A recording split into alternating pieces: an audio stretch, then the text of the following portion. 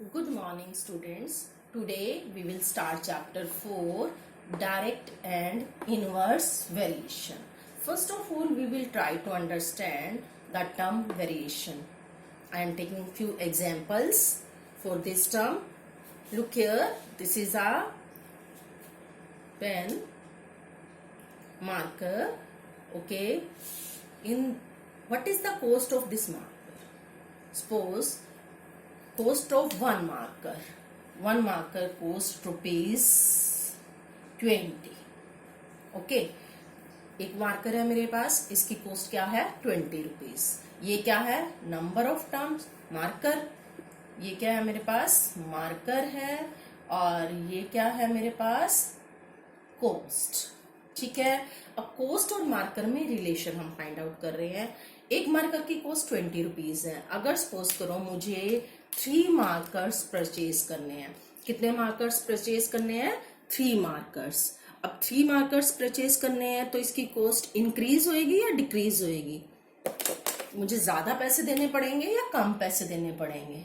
अगर मुझे एक मार्कर की बजाय 3 मार्कर्स परचेज करने हैं तो मुझे कितने रुपीस देने पड़ेंगे? एक मार्कर के ₹20 थे तो 3 मार्कर्स के मुझे कितने रुपीस देने पड़ेंगे? 20, 20, 20। कितने देने पड़ेंगे? 60। ठीक है, अब देखो क्या रिलेशन है दोनों क्वांटिटीज में, मार्कर में, नंबर ऑफ मार्कर्स में और कॉस्ट में। क्या रिलेशन है? अगर मैं नंबर ऑफ मार्कर्स इंक्रीज कर रही हूं, अगर मैं क्या कर रही हूं, नंबर ऑफ मार्कर्स इंक्रीज कर रही हूं, ये बढ़ा रही हूं, तो कॉस्ट में भी क्या आ रहा है? इंक्रीज आ रहा है ना, इंक्रीज। कॉस्ट भी चेंज हो रही है। अगर हम मार्कर्स की क्वांटिटी चेंज कर रहे हैं तो कॉस्ट भी चेंज हो रही है। अगर मार्कर इंक्रीज कर रहे हैं तो कॉस्ट भी इंक्रीज हो रही है। Clear this? ठीक है, क्या रिलेशन है? दोनों ही इंक्रीज हो रही है। Now I am taking one more example. Look here, अब इस मार्कर में डालने के लिए, अगर ये मार्कर खत्म हो जाता है तो इसमें डालने के लिए मुझे इंक भी चाहिए। ठीक है, अब मैंने ये दोनों इंक परचेज करके लाई और इन दोनों इंक के रुपीस मुझे देने पड़े, 2 इंक्स के रुपीस मुझे देने पड़े 50। कितने रुपीस देना पड़े? 50। ओके, ये रुपीस देने पड़े, ये इसकी कॉस्ट हो गई। ये क्या हो गए? Number of packets, number of ink packets. Okay, 2 inks मैंने परचेज की तो मुझे 50 रुपीज देने पड़े। अगर मैं कहती कि मुझे एक ही इंक चाहिए तो क्या मुझे 50 रुपीज देने पड़ते या कुछ कम देने पड़ते? कम देने पड़ते ना, लाइक मे बी 25 देने पड़ते। ठीक है, क्लियर दिस? तो अब आपने पहले 2 आइटम्स परचेज की थी, अब आपने कितनी आइटम परचेज की हैं? 1। ये क्या हो रहा है? डिक्रीज हो रहा है ना, चेंज क्या हो रहा है? लेस हो रही है, नंबर ऑफ आइटम्स लेस हो रही हैं, डिक्रीज हो रही हैं, तो कॉस्ट भी क्या हो रही है आपके पास? लेस हो रही है, डिक्रीज हो रही है। ठीक है, understand this? Clear this? Decrease हो रही है ना। Okay, one more example. आप बाइक स्कूटीज चलाते हो, 8th क्लास के बच्चे काफी देखा है मैंने, स्कूटीज वगैरह चलाते हैं। आप साइकिल भी चलाते हो तो आप देखते हो कई बार कुछ बच्चे क्या करते हैं, जल्दी पहुंचने के लिए क्या कर देते हैं? स्पीड इंक्रीज कर देते हैं। क्या कर देते हैं बेटे? स्पीड इंक्रीज कर देते हैं कि मुझे जल्दी जल्दी पहुंचना है, तो वो क्या करते हैं? स्पीड इंक्रीज कर देते हैं। लुक हियर, सपोज आप 60 किलोमीटर पर आवर की स्पीड से आप अपनी स्कूटी या बाइक या कुछ भी आपके पापा चला रहे हैं। आपको नहीं चलानी चाहिए, आप छोटे बच्चे हो, तो आपके पेरेंट्स अगर इस स्पीड से चला रहे हैं तो सपोज करो जहां भी आपको पहुंचना है आप 10 मिनट्स में पहुंच जाते हो। कितने मिनट्स में पहुंच जाते हो? 10 मिनट्स में। ओके, अगर अब आप स्पीड इंक्रीज कर दोगे, लुक हियर, अब मैं यहां लिख रही हूं, ध्यान देना। अब 10 मिनट्स में पहुंच जाते हो। कितने मिनट्स में पहुंचते हो? 10 मिनट्स में। अगर अब आप स्पीड को 80 कर दो, सपोज करो आपने स्पीड बढ़ा दी 80, तो अब आप जल्दी पहुंचोगे या देर से पहुंचोगे? कैलकुलेट नहीं करते हम, बस सिर्फ हम अंदाजा लगा लेते हैं कि हम जल्दी पहुंचेंगे या टाइम ज्यादा लगेगा, हमें 10 मिनट से कम लगेंगे या 10 मिनट से ज्यादा लगेंगे। अंडरस्टूड है ना। अगर हमने स्पीड को बढ़ा दिया तो हमें टाइम क्या लगा, कम लगा। यानी इसको हमने क्या किया, स्पीड को हमने क्या किया, इंक्रीज, बढ़ा दिया, मोर कर दिया, बट टाइम हमारे पास क्या हो गया, लेस, डिक्रीज हो गया। टाइम हमें क्या लगा, कम लगा। कम लगेगा ना बच्चे, 10 मिनट्स तो नहीं लगेंगे। 60 किलोमीटर की स्पीड से जा रहे हो तब आपको 10 मिनट्स लग रहे हैं। अब आपने स्पीड क्या की, 80 किलोमीटर पर आवर कर दी, तो नेचुरल है आपको टाइम कम लगेगा, आप जल्दी पहुंच जाओगे। स्पीड बढ़ा रहे हो तो टाइम क्या लग रहा है, कम लग रहा है। एक चीज इंक्रीज हो रही है तो दूसरे में भी, दूसरी क्वांटिटी पे भी इफेक्ट आ रहा है। एक क्वांटिटी हमारे पास क्या है, स्पीड, और दूसरी क्वांटिटी हमारे पास क्या है, टाइम। ओके, एक क्वांटिटी हो गई स्पीड और एक क्वांटिटी हो गई टाइम। अगर मैं स्पीड में कोई चेंज करती हूं तो टाइम में भी चेंज आ जाता है। तो दोनों में चेंज आ गया ना, इस चेंज को हम क्या कहते हैं, वेरिएशन। Clear this. हर आपने तीनों एग्जांपल्स में देखा कि कुछ ना कुछ चेंज आ रहा है। अगर हम एक में कोई चेंज करते हैं तो दूसरे में ऑटोमेटिकली चेंज आ जाता है, आइदर डिक्रीज और इंक्रीज। चेंज तो आता है ना, इस चेंज को हम क्या कहते हैं, variation.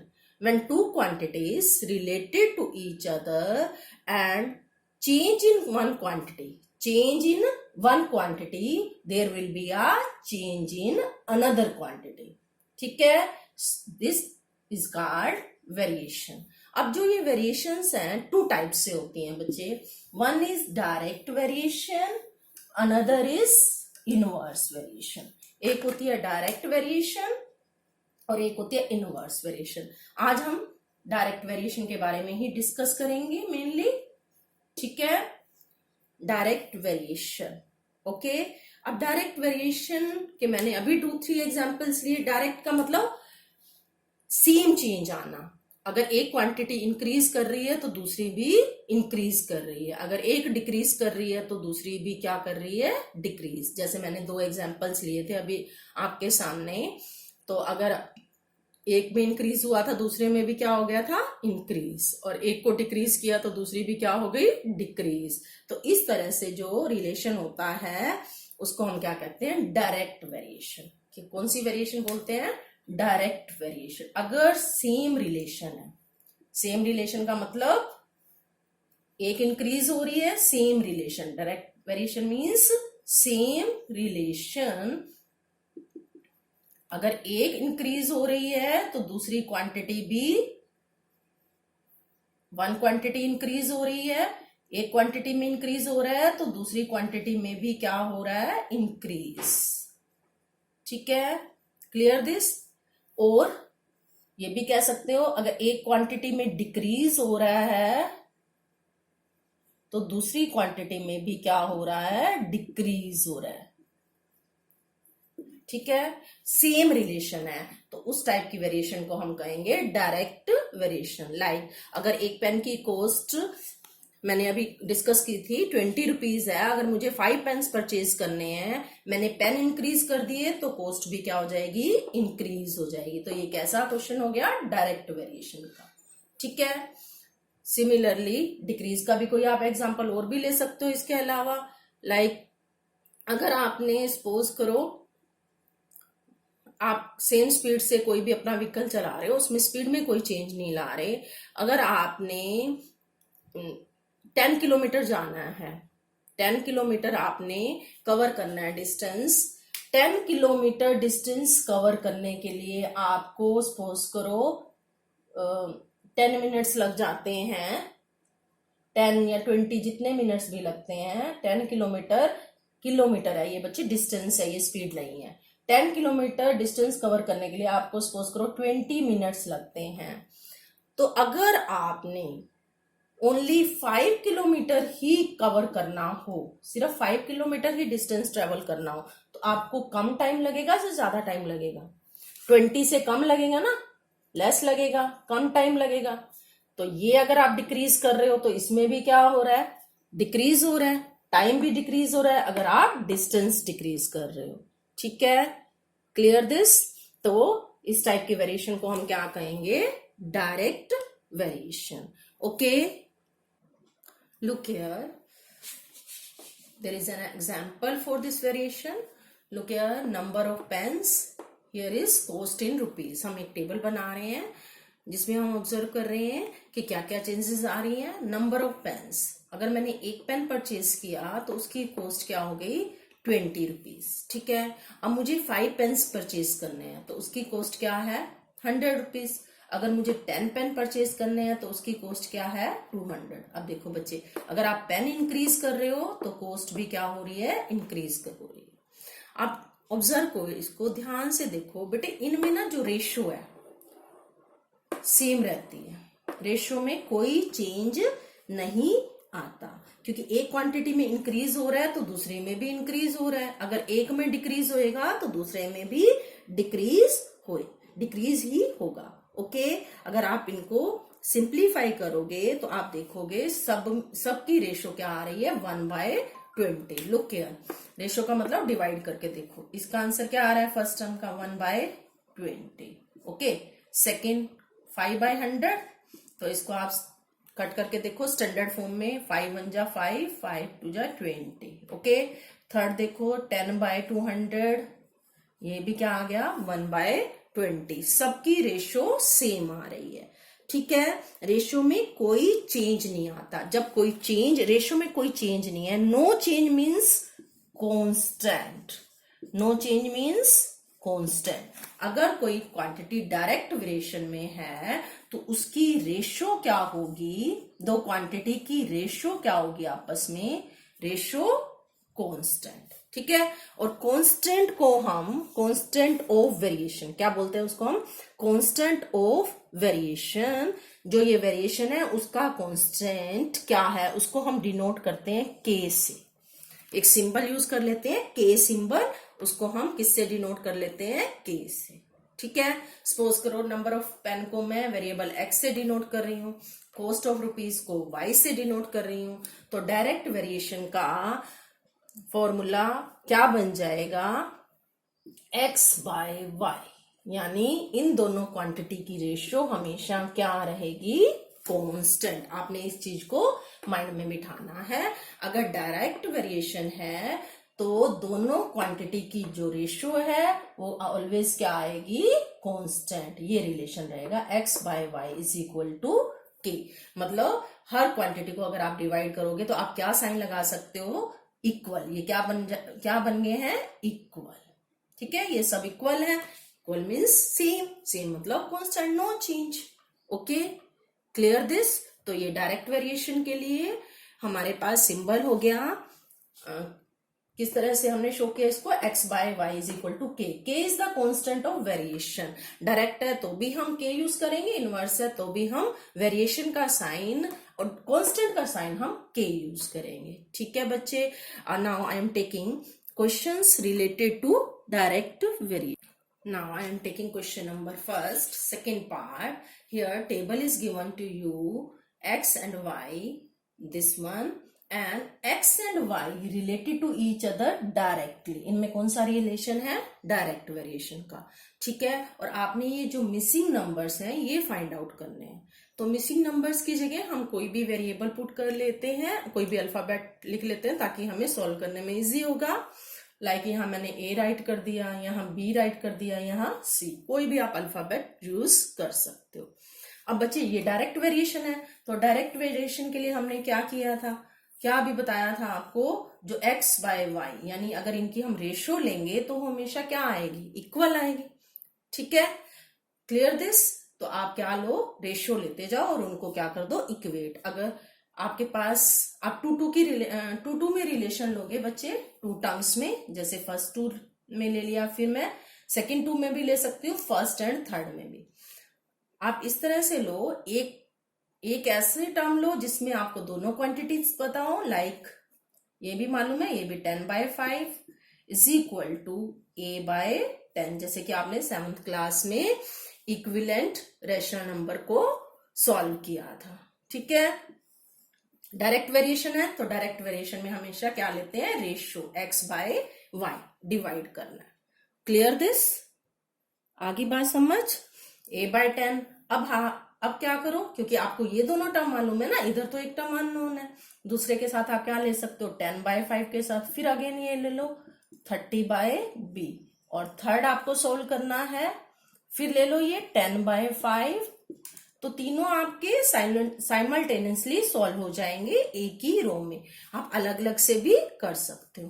10/5 is equal to 46/c। ठीक है, अब क्या करो, 1 बाय 1 सॉल्व करते जाओ, आपके पास ए की वैल्यू आ जाएगी, बी सी ऐसे वैल्यूज आ जाएंगी, आपके पास आंसर आ जाएगा। ठीक है, तो कैसे सॉल्व करते हैं इस तरह के सम्स को, क्रॉस मल्टीप्लाई ना, जैसे कि हम 7th में करते थे।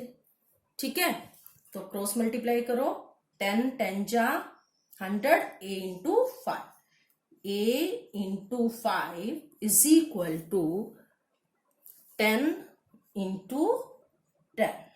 ओके, मैं एक पार्ट ही सोल्व करके दिखा देती हूँ आपको, बाकी आप पार्ट्स सोल्व कर लेना बच्चे। ठीक है, तो a की वैल्यू क्या आ जाएगी हमारे पास, हम मल्टीप्लाई नहीं करते क्योंकि बाद में क्या हो जाएगा, कट जाएगा, अदरवाइज टाइम वेस्ट हो जाता है।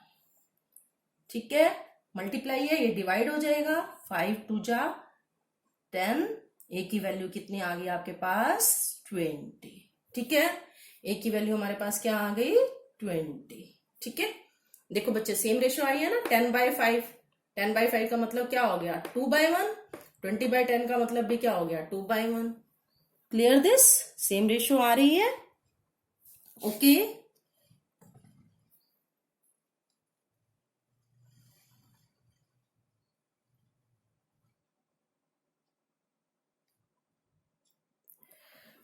Okay, clear this. ए की वैल्यू यहां से हमने फाइंड आउट कर ली ना, 5 मल्टीप्लाई था, डिवाइड करके आपके पास क्या आ गया था 20। ठीक है, और 20 हमने यहां फिल कर लिया।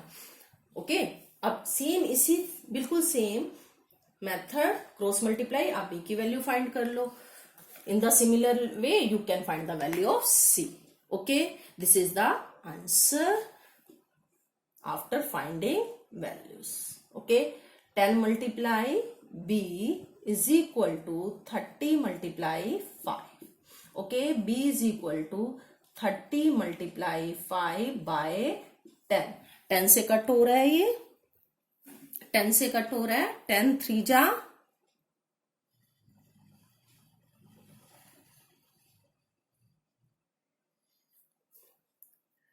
10 3 जा